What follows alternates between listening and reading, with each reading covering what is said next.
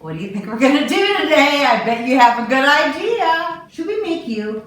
Okay, let's get started. You're gonna need some muslin, probably maybe a couple yards. You're going to need a large box of polyfill. He takes a lot. You're gonna need some fabric for a scarf. I use bullet wads that I just sewed through, but you can just get buttons and sew those on there. You are going to need a stick that is about 7 to 8 inches long that will be his nose.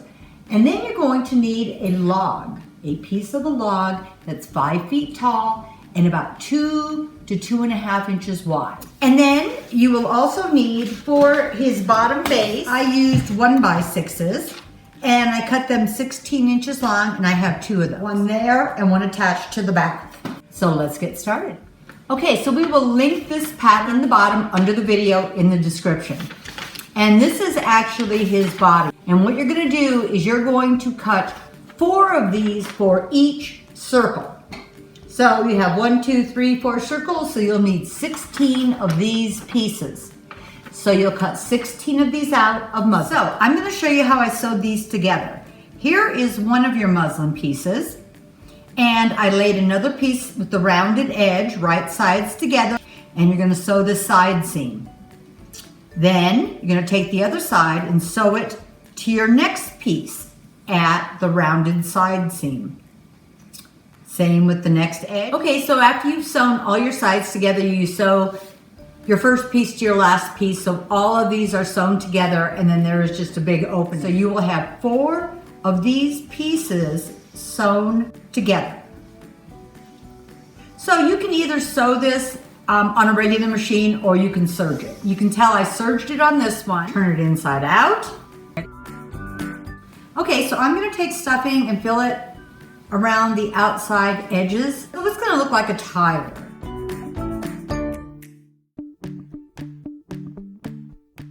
And the more you stuff this, the higher up you can see it looks bigger and bigger. You wanna stuff up into the curves.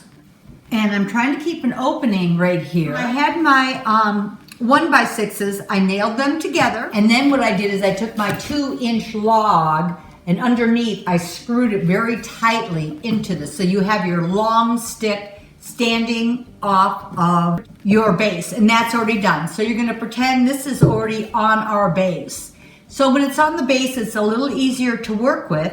And then when you're bringing your first ball down, you can tell, like if it was on here, you could see where it needs to rest and set, because it'll set on that back piece, this back piece. And then what you're going to do is take a heavy thread and a large eye needle, and you are going to gather stitch, do a running stitch all the way around the bottom of this. And you need to use very, very heavy thread or your thread will break, because then you need to pull it tightly so it's gathered in and then just knot it. So when you gather the bottom, be sure to use heavy duty thread. And then when you go all the way around your circle, you're going to pull it very, very tight and then do several stitches to knot it at the end. You're going to do the same thing with the top. Use a heavy thread, go around this whole hole across the top, pull it very tight, and then knot it at the top. You're going to do the same thing with the next 2 balls. So you do these next 2 balls the same way you did this bottom one. You're going to lay it on here, and you can pull it up a little bit so you can hand gather it. It is a little tricky because you're trying to hold it and get that done. And then make sure you slide it down, and then do the same thing with this top. Hand gather it tightly. Then you're gonna take this ball and do the same thing. Put it over the log, hand stitch it as tightly as you can, but it's still gonna be a little loose. Bring it down and do the same thing with the top of it. After that, you're going to cut a scarf piece. Make it as long or as short as you would like, and I wrapped it around his neck a couple of times, and then I just tack stitched it, or you could pin it to this ball. So you have your scarf on. Now you're gonna start working on his head. On the head, I didn't stuff it quite as tall as these bottom ones, but pretty much the same thing. You're going to take it, stuff it, bring it down, gather the bottom end, tie it tightly, and knot it off, and then do the same thing with the top. This log is actually sticking up, probably about a good 8 inches above the hat. And actually it's a 9-inch circle, and you're gonna see where you put your slits in. And you're going to cut 2 of these from muslin, sew all the way around the outside edge. Then you're going to turn it inside out, and you're going to stuff it. After I stuffed it, I painted it black.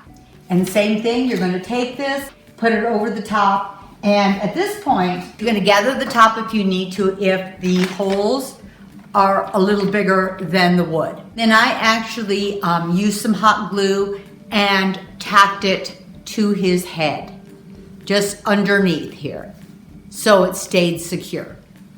So for his face, I'm using 2-inch circle. So it's a 2-inch circle, and I used a muslin once again, or you could use even a different fabric. And I just hand stitched around and did a running stitch for his eyes. And then I made large French knots, but you could take any bead or a ball or anything you would like and either sew it to the eye or glue it into the center of the eye. This is a 6-inch long roll, and that is for his mouth. And the same thing, you're either gonna do French knots for the mouth or just glue little buttons or beads right across his mouth also. And the last part is we made a little X on the face, a lot smaller than what this piece of wood is. And that's about 7 inches long, and I'm gonna have about 5 inches sticking out. So find a great piece of wood or a branch, and you can even whittle the end till it looks a little more like a nose. I wrapped the last inch or 2 with some heavy fabric or cording on the end, and I pushed it into the face, and I used hot glue inside. And so you can see a little bit of this trim around here, and then the nose is sticking out. And if you want to, you can paint that also. I think I had used a brownish orange paint on that, and then I antiqued it. And I add a little bit of rosy color to his cheeks, just with a little bit of a dry brush of a red. If you would like to, you can age your snowman either by using a wax, or my favorite way to do that on fabric is take tan-rit dye, liquid tan-rit dye, put it into a spray bottle and dilute it with water and just spray him down and let him dry. I use bullet wads, but buttons would be just as easy, and you're just going to sew as many buttons or as few buttons as you would like up and down his body. Before you're completely done, you're going to want to paint the top piece of wood the same color that you have painted, or the same color as the fabric of the hat. Okay guys, I hope this wasn't too tough. Pattern pieces in the description of the video, and you can pull those up if you have any questions.